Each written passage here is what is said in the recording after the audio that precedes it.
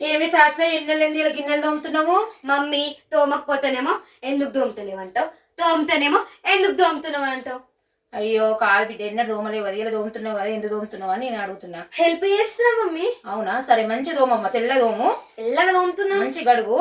చేయగో చూడు ఎన్ని భాషలు. సరే సరే తోము బిడ్డ తోము.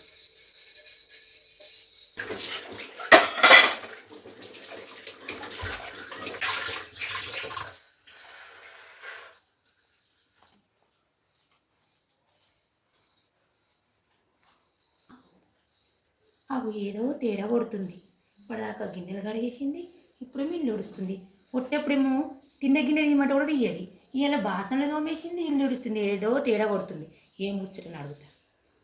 అవునే శాస్త్ర, నిన్న మొన్న తిన్న గిన్నె తీయమంటేనే తీయలేవు, ఇల్లు ఉడమంటే కూడా ఉడవలేవు. ఇలా గిన్నెలన్నీ కడిగేసినావు, ఇల్లు అంతా ఉడుస్తున్నావు. ఏమో తేడా కొడుతుంది. ఏమో ముచ్చటున్నదా? ఏం లేదు మమ్మీ. కాదు, ఏదో ముచ్చటున్నది కానీ నేను చెప్తలేవు. ఇలా నాకు తేడా కొడుతుంది. ఏం ముచ్చటన్నా చెప్పు.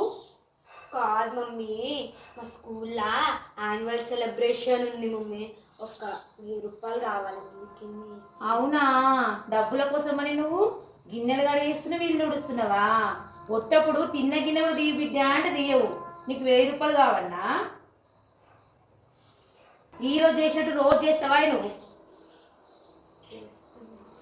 ఇలా నీకు 1000 రూపాయలు అవసరం వచ్చిందని నేను బాసలు తోమేస్తున్నావు, ఇల్లు ఉడుస్తున్నావు. మరి ఇట్లనే రోజు నేను ఎన్నో పనులు చేస్తున్నావు. మరి నువ్వు ఇట్లనే సాయం చేస్తావా, హెల్ప్ చేస్తావా ఎవరన్నా?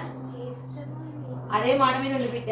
నాన్న వచ్చినాక నీకు 1000 రూపాయలు అడిగిస్తా, సరేనా? మంచి సెలబ్రేషన్ చేసుకుంది, సరేనా? మంచి ఇల్లు నీటి గుడు బాబా, నీటి గుడు.